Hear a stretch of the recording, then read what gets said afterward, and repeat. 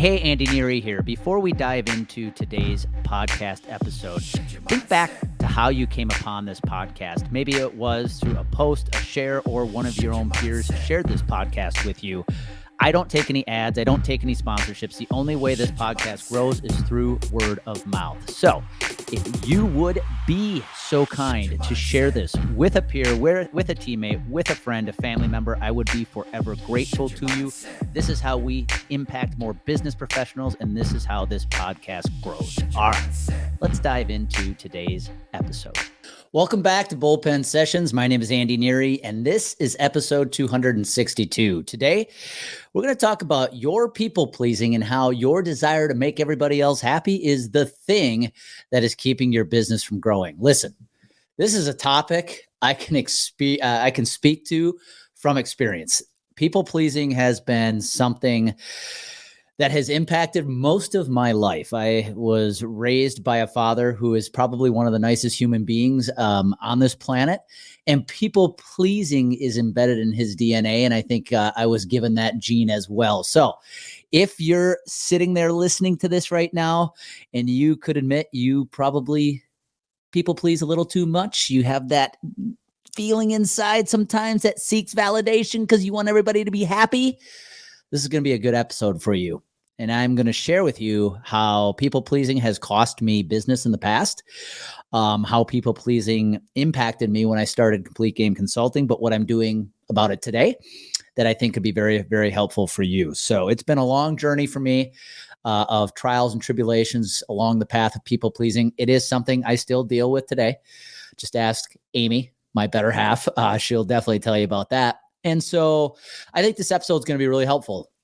Now, a little content hack that I want to share with you. One thing I do here with our podcast to drive our future episodes is take some of our content that is the most popular content we have on LinkedIn, and we turn it into podcast episodes. So if you go back a couple of weeks and look at a post I made on LinkedIn about people pleasing, it got a lot of engagement. So I said, hey, figured we might as well turn this into a podcast episode, little content hack for you if you're listening in on how to leverage certain pieces of content you put out there and repurpose it into something else. So I digress. Let's get back into the topic of people pleasing. Signs that you are a people pleaser. Number one, you are constantly trying to make everybody around you happy. That is something that I know I have struggled with in the past. When I am in a group setting and you're trying to make a decision for the group, and you know that the decision is not going to benefit everybody in the group, that's something I struggle with because I constantly want to make everybody happy. Number two, I don't want anybody to feel left out. I don't know if that's something you struggle with, but growing up, I was always that kid that looked to help the one student or the one classmate that was kind of off by himself or herself. And I wanted to make sure everybody felt included. And a third trait you might have that definitely symbolizes your ability or your desire to want to please other people is you find yourself kind of seeking validation. I know I have before. I've found this to be true sometimes in my coaching business where I work with somebody and then I kind of want that instant feedback that what I'm teaching them is working for them or it's helping them. Well, me asking that to them is actually another form of people pleasing. I am seeking that validation that what I'm teaching them is helping them because then that tells me I'm making them happy. So all good traits sometimes, but more often than not, these are the things that are keeping you and your business from growing. So when I go back to my early insurance career, I can share story after story where people pleasing actually cost me business. There's two specific situations I can remember that happened 15 years ago that cost us clients. And the first situation was avoiding the tough conversation I would have to have with a client when I knew they were receiving a larger than expected rate increase on their health insurance. Instead of just coming out immediately and letting them know what it was, how it looked, no matter how ugly that conversation was going to be, I would hold off. I would avoid the conversation. because I didn't want to have it. I didn't want that discomfort. And so I would wait and I would wait and I would wait. And then I would deliver the bad news too late. And now I have a client who's very frustrated, left without much time to make a decision. And that often led to a client very unhappy with me. The second situation I can remember specifically was a client I lost in 2011.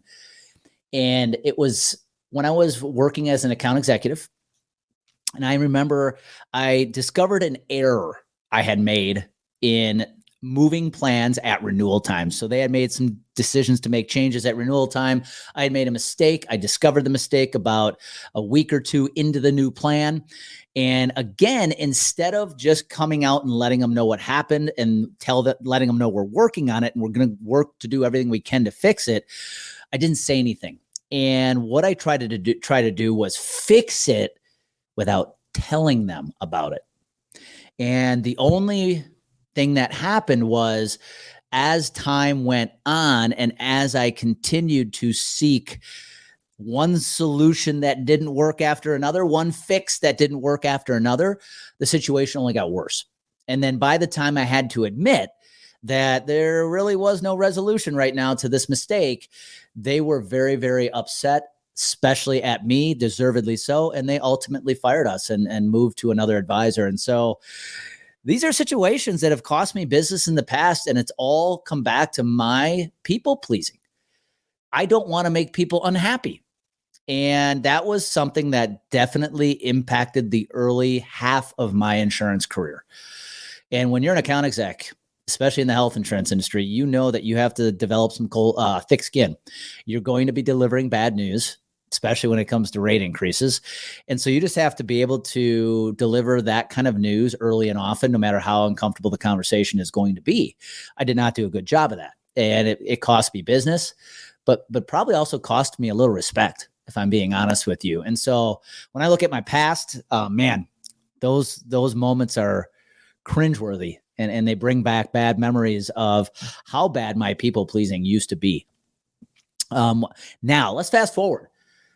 More recently, when I decided to build Complete Game Consulting a few years ago, I can definitely tell you that people pleasing had a big impact on the early phases of the business. And even though we have been blessed to experience some pretty good growth over the last 2 years, I know we could have grown a lot faster had it not been for some of the decisions I made when it came to growing the business, serving clients.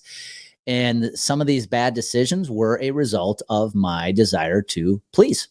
And when I look at 3 key mistakes I made in allowing people pleasing to impact the early growth of my business, it was very clear what they were. Number 1, chasing too many shiny metal objects. I think a form of people pleasing is when you have all these opportunities presenting themselves to you, especially early in your business. You want to make the people happy that are presenting you with these opportunities, right? It makes you feel good, number 1, but number 2, you feel like you're helping somebody else. And, when you start a business, people are going to see what you're doing and they're going to latch on and they're going to want to collaborate with you. And at the end of the day, you have to be very honest with yourself. What is the reason they are trying to present all these new ideas and opportunities for you? 9 times out of 10, it is for their own benefit, not yours. But when you're a people pleaser, this is a slippery slope, because it is so easy to say yes to all these opportunities because you see new revenue opportunities. At the end of the day, I can tell you from past experience, somebody who has made the bad mistake in going after too many shiny metal objects, it is going to be more of a waste of time than it will a revenue generating opportunity. The second mistake I made is allowing people to own my calendar. Hi, it's Andy Neary, and thank you for listening to the Bullpen Sessions podcast. Did you know the ideas shared on this show are things we actually specialize in helping you implement? If you're an insurance professional and you want to turn your credibility into consistent client acquisition, visit CompleteGameConsulting.com and schedule a free strategy call. Again, that's CompleteGameConsulting.com. to request your free strategy call. All right, let's jump back into today's podcast episode. You know, time management is something that I have always harped on.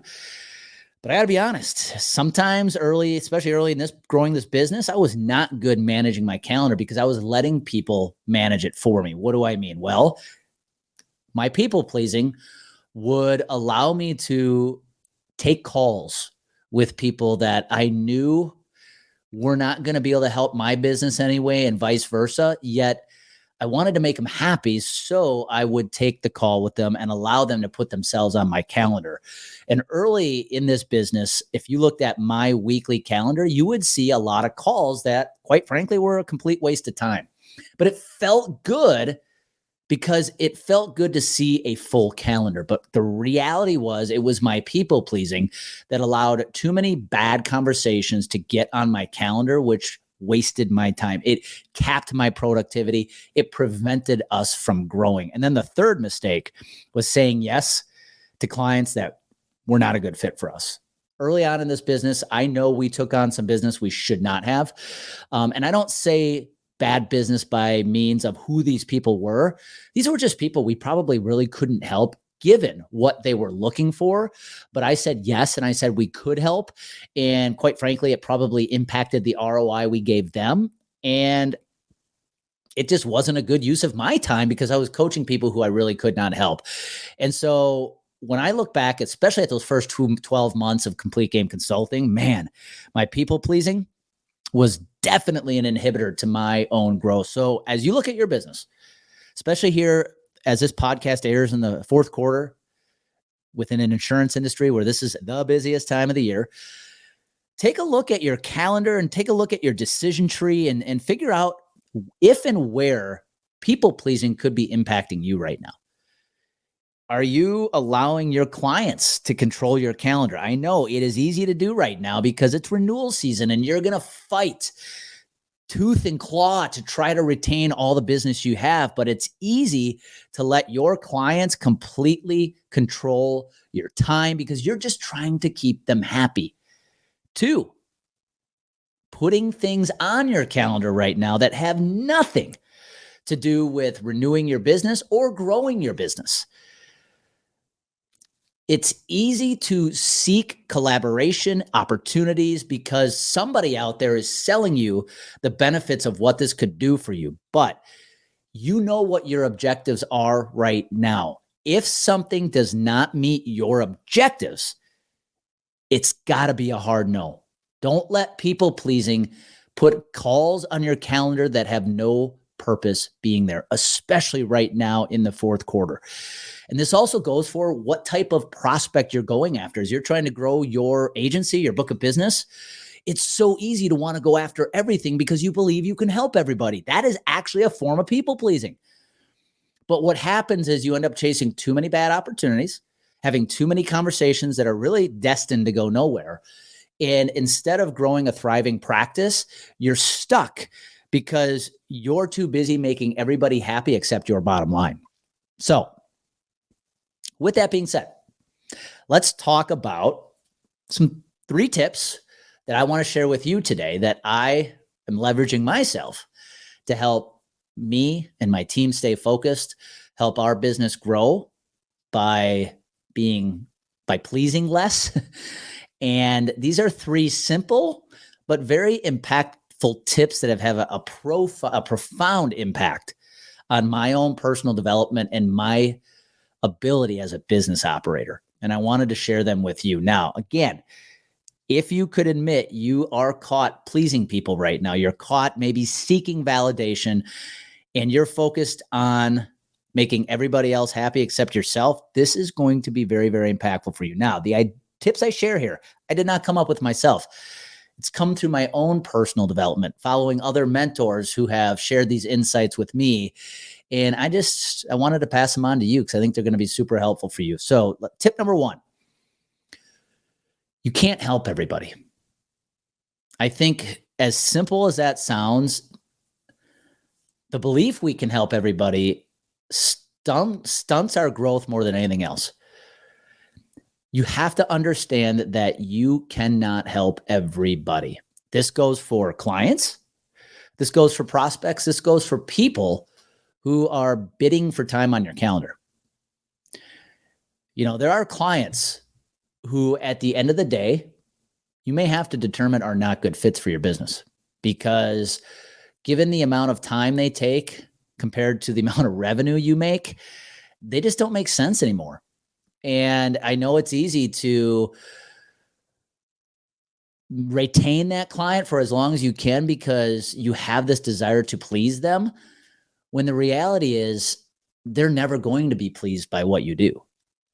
Now, on the prospecting side, your chase for revenue, your belief is going to lead to your belief that you can help everybody. So you believe that all prospects are good prospects, and therefore you're going to chase business that is not a good opportunity. You're going to chase business going and looking for prospects who have no desire to do business with you. You're going to bring prospects in the pipeline that are going to waste your time.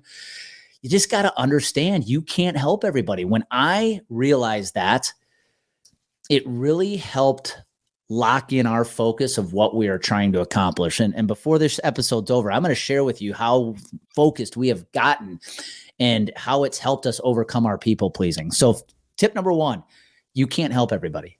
Tip number 2, this is a tough one. If you're a people pleaser, not everybody's going to like you. Yeah, not everybody's going to like you. I know this is a tough one to hear. It was for me. Remember, I used to catch myself all the time seeking validation. I wanted everybody to like me. I wanted to be in the in crowd. I wanted to make everybody happy. I avoided tough conversations that I knew I had to have with clients, teammates, family, because I was so afraid of making somebody upset with me. I just wanted everybody to like me. And as you know by now, that is not a good character trait of a leader, especially if you're leading your organization. You've got to be able to have tough conversations, whether it be with clients, peers, or friends. That's number 1, because by having those conversations, those tough conversations early and often, you're going to feel a lot better. But number 2, you're probably going to garner a lot more respect from the people on the other end, no matter how uncomfortable and negative that conversation might be.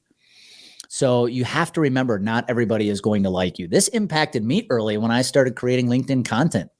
Right? I would hit that post button, and I was so desiring of that validation, those likes and those comments. And I didn't want anybody to, I had the fear that somebody was going to leave a bad comment. I can remember early on, I'd make these tough, opinionated posts out there, and I'd get these messages from brokers who were very sharp and very direct at me. And it would greatly impact me because I sought validation. I wanted to be liked by everybody. I can tell you now, as a coach, you got to understand not everybody's going to like you. In fact, I might say nobody likes you, but not everybody likes you. Not everybody we work with is going to like what we do. Not everybody who reads my social media content is going to like what I put out there. Not everybody who is in the audience of a stage I am speaking on is going to like what I have to hear or have to say. It's okay. Not everybody is going to like you. When you create social media, one of the keys to creating effective social media is you've got to place your opinion in some of the posts you make. With opinions come objections, and you got to be okay with people who may take those and making us a subjective opinion of you. They may not like you. It's okay. I know when I make my social media posts every week, I know there are people in this industry that do not like me, and I'm okay with that. It makes life a lot easier, makes it easier to grow this business. And most importantly, it takes away the stress and anxiety. So tip number 2, just know you're not going to make everybody happy and not everybody's going to like you. And the final tip I think has been very useful for me. And this is where our laser focus has come in. I was that insurance advisor, business operator who used to go seek every opportunity because it felt good. I was going to make others happy. They'd be happy with me. I'd bring in all this new revenue. But at the end of the day, as I said earlier, it did nothing. What I was really doing was helping that individual grow their revenue, but I was wasting my time. I was saying yes to too many opportunities. Now, the fix was the day I heard Matthew McConaughey, of all mentors, Matthew McConaughey say, it's a no until it's a yes. And that's a rule I have adopted in my own business and my life. It is a no until it's a yes. No matter what opportunity you are presented with, say no, and then give it time, think about it. Maybe it becomes a yes. What too many people do is they say yes at the opportunity right away. And then right towards the start of that opportunity, they back out and they say no. Worse yet, you say yes, you involve yourself in it, and it's a waste of time. Easy fix. Just make it a rule. Whenever you are presented with an opportunity, you say no until it's a yes. How has that helped us? Well, I'll give you a very micro example. When I spend time growing our business on LinkedIn, I get multiple LinkedIn connections every single day. Some of them are opportunities that I will be presented with a new shiny metal object. I say no. Today, I probably decline 7 out of 10 LinkedIn connection requests. It's a no. I'll take a look at it. I'll pause maybe. Maybe it becomes a yes. But at the beginning, I'm sorry. No, I can't take your connection request if I don't think I can help you or I don't think you can help me.